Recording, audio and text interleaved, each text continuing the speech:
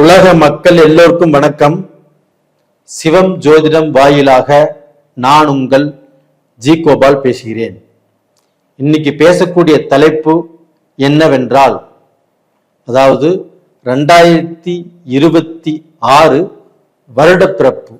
இந்த வருடப்பிறப்பை பற்றிய தகவல் தான் உங்களுக்கு நான் சொல்றேன். அதுவும் பார்த்தீங்கன்னா விருச்சிக ராசிக்காரங்களுக்கு இந்த பதிவு.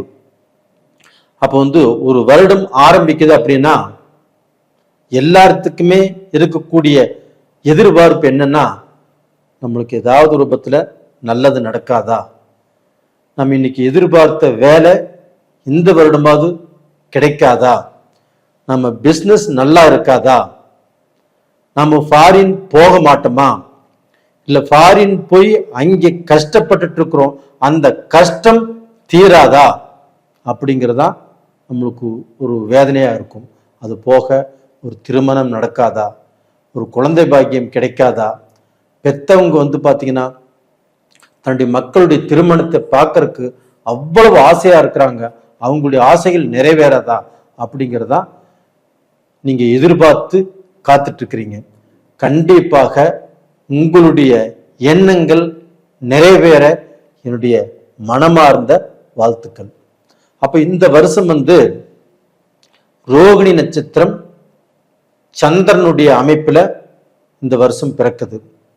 அது போக குருவுடைய நாள்ல வியாழக்கிழமையில இந்த வருடத்தின் ஆரம்பம். அது போக சூரிய பகவான் அவங்களுடைய அமைப்புல தான் 1ஆம் நம்பர்ல தான் இந்த வருடத்தினுடைய ஆதிக்கமே.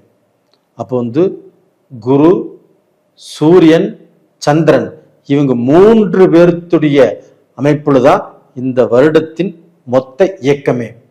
அப்போ பாத்தீங்கன்னா சந்திரன் அதாவது மலை, தாய்ஸ்தானம், அது போக விவசாயம், அது போக இயல், இசை, நாடகம், கற்பனை திறன், டாக்டருக்கு படிக்கிறது, இது எல்லாமே இந்த சந்திர பகவானுடைய அனுகிரகங்கள். அது போக பூமி வாங்கிறது, இடம் வாங்கிறது, வீடு கட்டுறது, இது எல்லாமே 4ஆம் இடம் சந்திர பகவான். அந்த சந்திர பகவானுடைய அனுகிரகம். இதே குரு பகவான். அப்ப அந்த குரு பகவான் அப்படிங்கிறது பணம், செல்வம், பணம் பணம் பணம் சம்பாரிச்சு பெரிய பணக்காரரா வர்றது. அப்ப இந்த வருடத்துல பணத்துக்கு எந்த கஷ்டமும் இல்லாமல் அந்த வளர்ச்சி இருக்கும் அப்படிங்கிறது குரு பகவான் சொல்றாரு. அதே சமயத்துல சூரிய பகவான் ஒரு காலப்புருஷ தத்துவத்துக்கு 5ஆம் இடம், அரசியல், கவர்மெண்ட், அரசாங்கம், அது போக குழந்தை பாக்கியம், அது போக மருத்துவம், அது போக பாத்தீங்கன்னா வெளிநாடு போகிறது, ஒருத்தருக்குள்ள திறமை, அறிவு, அதற்கு வாய்ப்பு கிடைக்கிறது, இது எல்லாமே சூரிய பகவான். இந்த அனுகிரகங்களாகப்பட்டது இந்த வருடமாகப்பட்டது ரொம்ப நல்லா இருக்குது. அது போக இப்போ சந்திர பகவானுடைய நட்சத்திரமான ரோகிணி நட்சத்திரம், அஸ்த நட்சத்திரம், திருவோண நட்சத்திரம், அதே சமயத்தில் குரு பகவானின் நட்சத்திரமான புனர்பூஷம், புரட்டாதி, விஷாகம், இது குருடைய நட்சத்திரம். சூரிய பகவானுடைய நட்சத்திரம் உத்திராடம், உத்திரம், அது போக கிருத்திகை, இந்த நட்சத்திரங்கள். அப்ப இந்த நட்சத்திரத்தில் பிறந்தவங்க எல்லோருத்துக்குமே இந்த வருடம் கண்டிப்பாக எந்த குறையும் இல்லாமல் கண்டிப்பா இருப்பாங்க. அது போக பாத்தீங்கன்னா இந்த வருடத்துல தங்கம் விலை ஏறும், அது வாங்குறவங்களுடைய ஆர்வமும் ஜாஸ்தியாகும். அப்ப பாத்தீங்கன்னா விலை ஏறக்கும் வாங்கறக்கும் அது அப்படியே நடந்துட்டு தான் இருக்கும். அதுக்கு அடுத்தபடியாக மருத்துவத்தில் இது நாள் வரைக்கும் கண்டுபிடிக்க முடியாத ஒரு நோய்க்கு இப்போ ஒரு மருந்து தேவை, அந்த மருந்து கண்டுபிடிக்கவே இல்லை அப்படின்னா இந்த வருடத்தில் ஏதாவது ரூபத்தில் அந்த மருந்தை கண்டுபிடிக்கக்கூடிய ஒரு பாக்கியம் கண்டிப்பாக கிடைக்கும். அது போக கவர்மெண்ட் ஹாஸ்பிட்டல் ஒன்று பெருசு பண்ணுவாங்க, பிரைவேட் ஹாஸ்பிட்டல்ல, பிரைவேட் மருந்தகத்துல மருந்தினுடைய விலையை குறைச்சு மக்கள் அதனால ஆதாயம் அடையக்கூடிய அளவுக்கு வாய்ப்புகள் உருவாகும். அதுபோக பெண்களுக்கு ஒரு நல்ல பாதுகாப்பு கிடைக்கும். போக்சோ சட்டம் வந்திருக்குது. அதை விட பெண்கள் எந்த நேரத்திலையும் நடமாடுவதற்கு போயிட்டு வர்றதுக்கும் எந்த பிரச்சனையும் இல்லாத அளவுக்கு ஒரு நல்ல திருப்தியான அமைப்புங்கிறது இந்த வருஷத்துல நடக்கும். அது போக பெண்கள் அவங்களுடைய அந்தஸ்து, அவங்களுடைய கௌரவம், அவங்க எந்த ஃபீல்டுல இருந்தாலும் அவங்களுடைய திறமைகளை பார்த்து அவங்களை வெளிச்சத்துக்கு கொண்டு வந்து புகழப்படுவார்கள். அவங்க பாத்தீங்கன்னா பெருமைப்படுத்தப்படுவார்கள். இது மாதிரி வாய்ப்புகள் இருக்குது. அதனால கண்டிப்பாக எல்லாருமே நல்லா இருப்பாங்க. ரெண்டாவது பாத்தீங்கன்னா இப்போ விருச்சக ராசிக்காரங்களுக்கு என்ன பலன்? அப்போ பாத்தீங்கன்னா 2026 விருச்சக ராசி உங்களுக்கு மனதார என்னுடைய வாழ்த்துக்கள். கண்டிப்பாக விருச்சக ராசியில பிறந்த எல்லாருமே நல்லா இருப்பீங்க. அப்போ விருச்சக ராசிக்கு இப்போ 8ஆம் இடத்துல குரு, 4ஆம் இடத்துல ராகு, 5ஆம் இடத்துல சனி, அதே சமயத்துல 10ஆம் இடத்துல கேது. இப்ப விருச்சகத்தில் இருக்கக்கூடிய அந்த குரு பகவான், விருச்சகத்துக்கு 8ஆம் இடத்தில் இருக்கக்கூடிய அந்த குரு பகவான் விருச்சக ராசிக்காரர்களை ஒரு குழப்பி ஒரு மன நிறைவில்லாமல், ஒரு மன சந்தோஷம் இல்லாமல், எந்த முடிவையுமே பாத்தீங்கன்னா திருப்தியாக எடுக்க முடியாமல் இப்ப குழப்பி அந்த குழப்பத்துல விருச்சக ராசிக்காரங்க இருக்கிறாங்க. அப்ப பாத்தீங்கன்னா அவங்க பாத்தீங்கன்னா இப்ப நஷ்டம், ஒரு விஷயத்தை முழுசா செய்ய முடியல, இந்த மாதிரி பிரச்சனை தான் அவங்களுக்கு நடந்துட்டு இருக்குது. அது போக அவங்களுக்கு பாத்தீங்கன்னா 4ஆம் இடத்துல ராகு, ஒரு சொத்தை வாங்கவே முடியாது, இல்லைன்னா ஒரு வீடை கட்டுறக்கு ஆரம்பிச்சாலும் அது பாதியில் நிற்கும், இல்ல பாத்தீங்கன்னா அந்த வீடு கட்டினாலும் அந்த வீட்டுல போய் சந்தோஷமாக இருக்க முடியாது. அது போக ஒரு வீடு, ஒரு இடம் வாங்கணும்னு நினைச்சாலும் வாங்க முடியாத சூழ்நிலை உருவாகும். அட்வான்ஸ் கொடுத்துட்டு அந்த இடத்த வாங்க முடியுமா, வாங்க முடியாதா, இதுல வித்துடலாமா, இல்ல அட்வான்ஸை திருப்பி வாங்கிக்கலாமா, இப்படிங்கிற சூழ்நிலைகள் தான் கண்டிப்பாக உருவாகும்.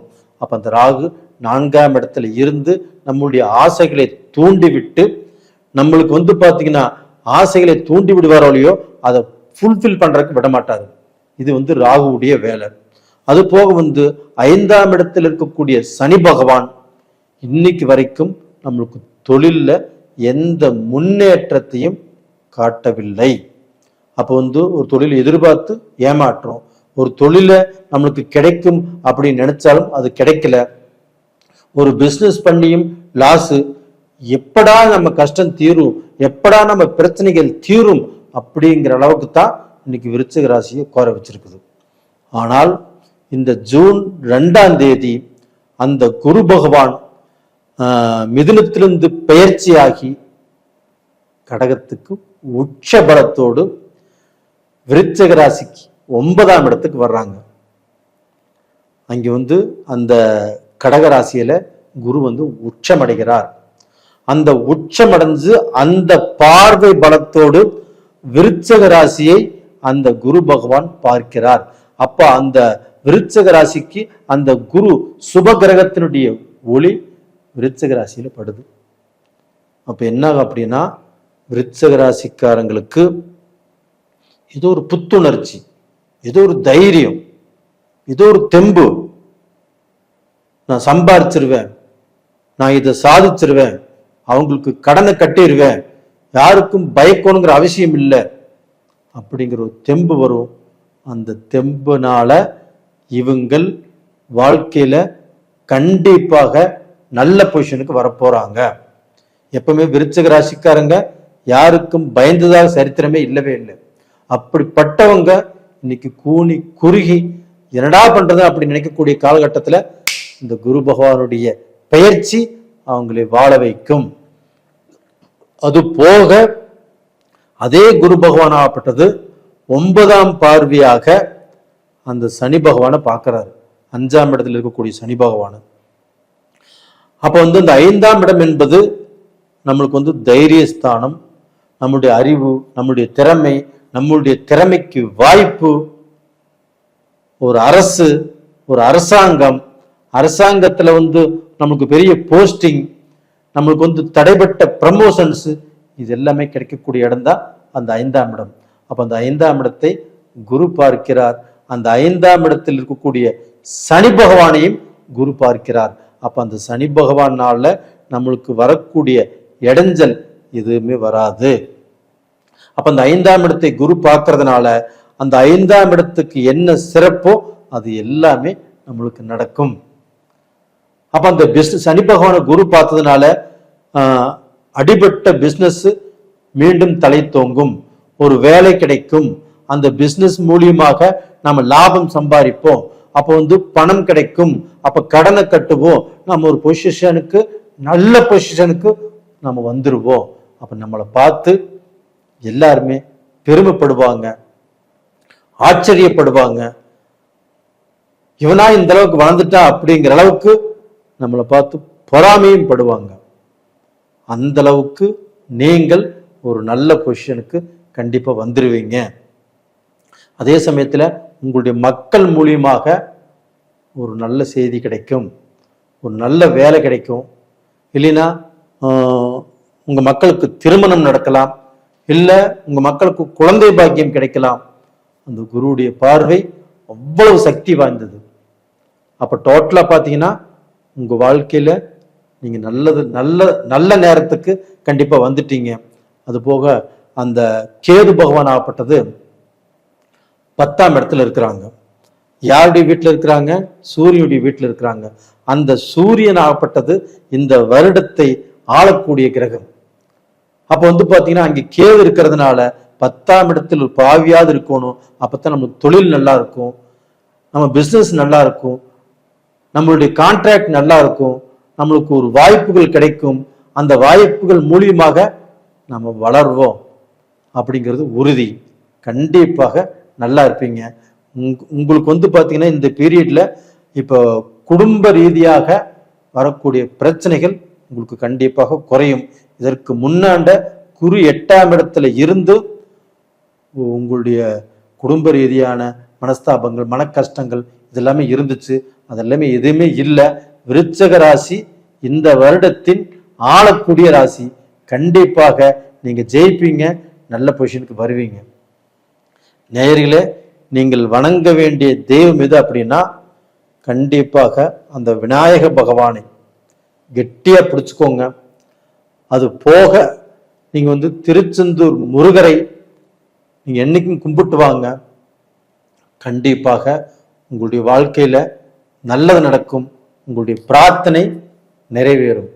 நேயர்களே, உங்களிடமிருந்து விடைபெறுவது உங்களின் ஜி கோபால். நன்றி, வணக்கம்.